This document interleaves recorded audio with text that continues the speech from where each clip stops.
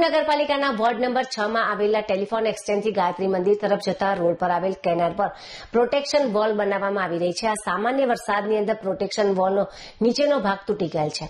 આ protection wall repair કરવામાં નહીં આવે તો જો વધુ વરસાદ પડશે તો કેનાલ પરની આખી પ્રોટેક્શન વોલ પડી જશે અને બાજુમાં આવેલ ટેલિફોન એક્સચેન્જથી ગાયત્રી મંદિર તરફ જતો રોડ પણ પાણીમાં ધોવાઈ જશે।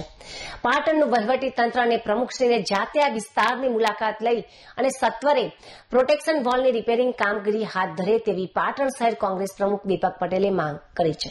પાટણ નગરપાલિકા વિસ્તારમાં આવેલ વોર્ડ નંબર 6 માં ટેલિફોન એક્સચેન્જથી ગાયત્રી મંદિર તરફ જતા રોડ ઉપર જે પ્રોટેક્શન કેનાલ ઉપર પ્રોટેક્શન વોલ બનાવવામાં આવી છે એ વોલનો નીચેનો ભાગ આખો તૂટી અને ઈંટો ખરી પડી છે।